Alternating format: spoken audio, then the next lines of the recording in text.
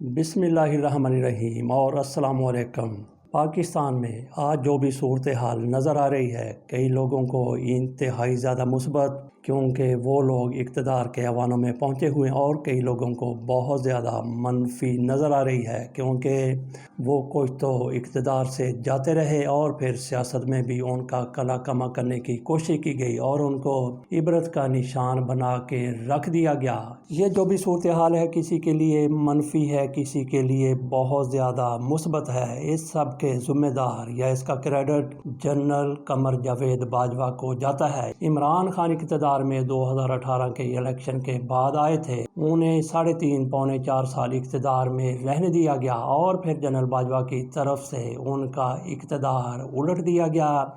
गो के जनरल बाजवा की तरफ से मार्शल लॉ नहीं लगाया गया। बहरहाल इमरान खान के मुखालफिन ये भी कहते हैं कि 2018 में जनरल बाजवा ही थे जिन्होंने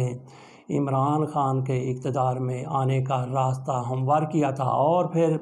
जनरल बाजवा ने जिस तरह से 2022 अप्रैल में इमरान खान की हुकूमत का तख्ता उलट दिया, उस तरह से तो तख्ता नहीं उल्टा गया था, बल्कि अदम एतमाद की तहरीक के ज़रिए इमरान खान की हुकूमत का ख़ात्मा कर दिया गया था और PDM इक़्तिदार में आई थी, जो इमरान खान के इंतहाई ज़्यादा मुखालिफ जमातों का इत्तेहाद था। शहबाज शरीफ साहब को वज़ीर आज़म बनाया गया था और इस सारी मूव के पीछे कहा जाता है कि जनरल बाजवा साहब मौजूद थे। इस्लामाबाद के सिंध हाउस में लोगों को रखा गया था, जो कि एक सरकारी सिंध हुकूमत का हाउस है। वहाँ पे तहरीक इंसाफ के मेंबरान को रखा गया जो इमरान खान का साथ छोड़ने के लिए तैयार थे। वहाँ पे उनको हिफाजत के साथ रखा गया। आसिफ अली जरदारी भी वहाँ जाते आते रहते थे, चूँकि ये सूबा सिंध की मलकियत हाउस है। वहाँ पे वही कुछ होता था जिस तरह से सिंध हुकूमत और आसिफ अली जरदारी चाहते थे। जनरल बाजवा की आशीर्वाद से इमरान खान की हुकूमत का तख्ता उल्टा गया और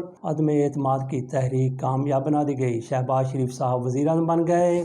इसी मौके पर इमरान खान की कौमी असम्बली के स्पीकर की तरफ से, बल्कि डिप्टी स्पीकर उस मौके पर मौजूद थे, जिनकी तरफ से अदम एतमाद की तहरीक को मुस्तरद कर दिया गया। इधर अदम एतमाद की तहरीक को मुस्तरद किया गया, उधर इमरान खान की तरफ से असम्बलियाँ और हुकूमत तोड़ दी गई। लेकिन इसके साथ ही सुप्रीम कोर्ट, उमर अता बंदियाल साहब उन दिनों चीफ जस्टिस पाकिस्तान थे, वो एक्शन में आते हैं, सुप्रीम कोर्ट खुलवा लेते हैं और फिर से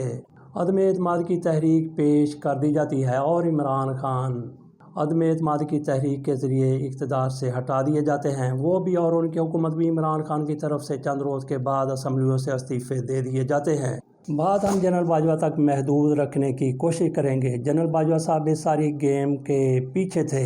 आखिरकार इमरान खान की तरफ से उन्हें क्या कह दिया गया था कि उन्होंने एक बहुत बड़ा फ़ैसला कर लिया, अच्छी खासी चलती हुकूमत को घर भिजवा दिया और PDM के लोगों को इक़्तिदार में ला के बिठा दिया। आज जिस तरह से महंगाई के तूफ़ान उठ रहे हैं, जिस तरह से पेट्रोल की कीमतें हैं, जिस तरह से बिजली की कीमतें हैं, ये जनरल बाजवा की लाई हुकूमत की वजह से ही सारा कुछ हुआ है। इमरान खान कहते हैं कि मैं कभी सोच भी नहीं सकता था कि जनरल बाजवा इस हद तक चले जाएंगे कि ऐसे लोगों को जिनकी करप्शन सरेआम नज़र आ रही है, जिनके अरबों रुपए के ओपन एंड शट केसेस हैं, उनको ला के इक़्तिदार में बिठा दिया जाएगा। और शहबाज शरीफ को उस रोज़ पाकिस्तान का वज़ीर आज़म बनाया गया जब उन पर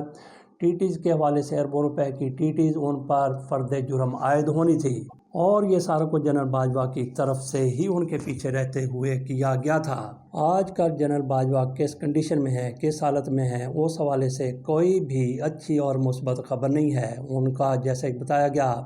कि बाथरूम के अंदर गिर गए थे, और जैसा हमने आपके सामने रखा था, ये ताहिर दुरानी शायद नाम है उस रिपोर्टर का, जियो का रिपोर्टर है, जिसकी तरफ से जिस दिन जनरल बाजवा बाथरूम में गिरे थे उसके दूसरे रोज़ उनकी तरफ से ये रिपोर्ट शाया की गई थी कि जनरल बाजवा साहब के पीस मेकर उनके जिस्म पर लगा हुआ है। उनके दिल की धड़कन को बरकरार रखने के लिए उनके जिस्म पर पीस मेकर लगा हुआ। कहते हैं कि उनको मतली आई और वो कह के लिए बाथरूम गए, और उनका इसी मौके पर जब वो बाथरूम जाते हैं ये पीस मेकर अचानक से बंद हो जाता है और जनरल बाजवा बेहोश होके गिर जाते हैं। पहले उनका सर पाइप पर लगता है, फिर उनका सर फर्श पर लगता है, और इसके साथ ही उनके कंधे पर भी जख्म आते हैं, उनकी टांग पर भी जख्म आते हैं, शायद कमर पर भी हल्के फुल्के उनके जख्म आते हैं और वो बेहोश हो जाते हैं। और इसके साथ ही पीस मेकर चलना शुरू कर देता है اور ان کو تھوڑی سی ہوش آتی ہے، لیکن اس طرح سے جس طرح سے پہلے وہ ہوش و حواس میں تھے اس طرح سے ان کو ہوش نہیں آتی، ان کو بے ہوشی کی صورت میں ہاسپٹل لے جایا جاتا ہے۔ کچھ لوگوں کی طرف سے کہا جاتا ہے کہ ان کو سی ایم ایچ لے جایا جاتا ہے، لیکن عبداللہ گل کی طرف سے ہمارے ساتھ گفتگو کرتے ہوئے کہا گیا کہ AFIC جو دل کا آرمڈ سروسز کے لیے ہاسپٹل ہے، وہاں پہ ایک شعبہ الگ سے بنایا گیا ہے بڑے افسروں کے لیے، وہاں پہ ان کو لے جایا گیا۔ وہ کہتے ہیں کہ میرے والد حمید گل بھی وہیں پہ پیٹ کی خرابی کے باعث رہے تھے، وہیں پہ جنرل باجوہ کو رکھا گیا۔ عبداللہ گل کہتے ہیں کہ 1-2 روز کے بعد وہ ہوش میں آ گئے تھے، انہوں نے لوگوں کو پہچاننا شروع کر دیا تھا۔ یہ عبداللہ گل کی طرف سے دی گئی سٹیٹمنٹ تھی۔ اس کے بعد بھی کئی لوگوں کی طرف سے کہا گیا، اور آج کی صورتحال یہ ہے کہ جنرل باجوہ کو ہاسپٹل سے ان کے گھر منتقل کر دیا گیا ہے، شاید 1 ہفتے سے زیادہ اس حوالے سے ہو گیا ہے۔ جنرل باجوہ صاحب 10 فروری 2026 کو باتھ روم میں گرے تھے، اس سے اندازہ کیا جا سکتا ہے کہ آج ان کو کتنے روز ہو گئے ہیں۔ آج کی یہ صورتحال ہے۔ ویسے ارشاد بھٹی صاحب کی طرف سے کہا گیا ہے کہ جنرل باجوہ صاحب بالکل اپنے حواس میں ہیں، لیکن ان کے اس بیان میں کوئی ایتھینٹسٹی اس طرح سے جس طرح ہونی چاہیے نہیں پائی جاتی، جبکہ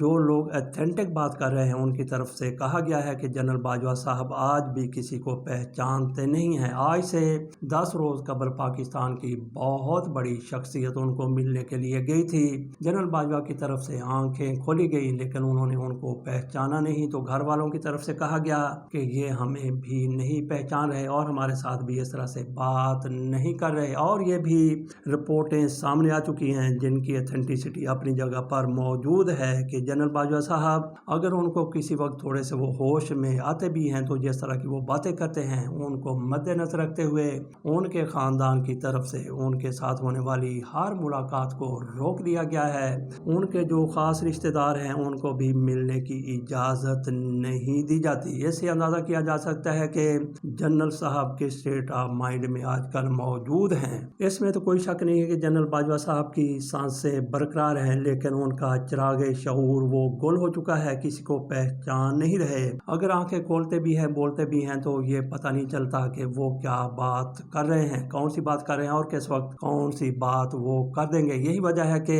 مبینہ طور پر ان کے جو لواحقین ہیں، ان کے جو ساتھ گھر والے موجود ہیں، انہوں نے اپنے قریبی رشتہ داروں کو بھی جنرل باجوہ سے ملنے سے منع کر دیا ہے۔ یہ وہ شخص ہے جس نے بہت سے لوگوں کو نشان عبرت بنا دیا، اور آج کل جنرل باجوہ صاحب کس حالت میں موجود ہیں وہ آپ کے سامنے رکھا ہے۔ بہت سے لوگ چاہتے ہیں کہ جنرل باجوہ سے یہ سوال پوچھا جانا چاہیے کہ عمران خان کی اچھی خاصی چلتی حکومت کو انہوں نے کیوں الٹا دیا، کیوں جنرل باجوہ صاحب کی طرف سے ایسا کیا گیا کہ اس کے بعد ان کو شاید کچھ علم نہیں تھا کہ پاکستان کے ساتھ اور پاکستانیوں کے ساتھ یہ آنے والے لوگ کیا کریں گے۔ اس کے بعد نگران حکومت بھی آئی اور اس میں اور PDM کی حکومت میں، اور اس کے بعد جس طرح سے 8 فروری 2024 کو انتخابات ہوئے اور اس کے نتیجے میں جس طرح سے فارم 47 پر مبینہ طور پر لوگوں کو سامنے لایا گیا، اقتدار میں لایا گیا، اور انہوں نے پاکستان کا جو حشر کر کے رکھ دیا ہے وہ حشر نہیں بلکہ حشر نشر کہا جاتا ہے۔ بہت سے لوگ چاہتے ہیں کہ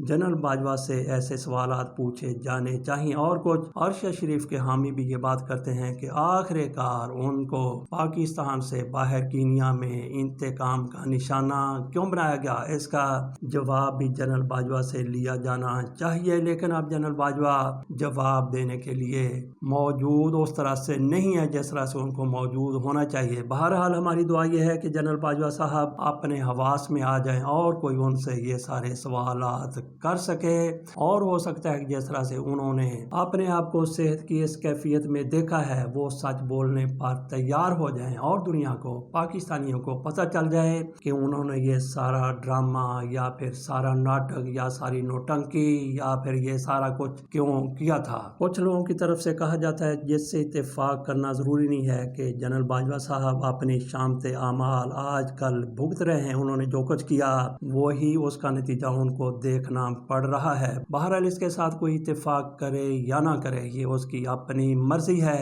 ہماری دعا ہے کہ اللہ تعالیٰ جنرل باجوہ کو صحت کاملہ عطا فرمائے۔ اجازت دیجیے، اللہ حافظ۔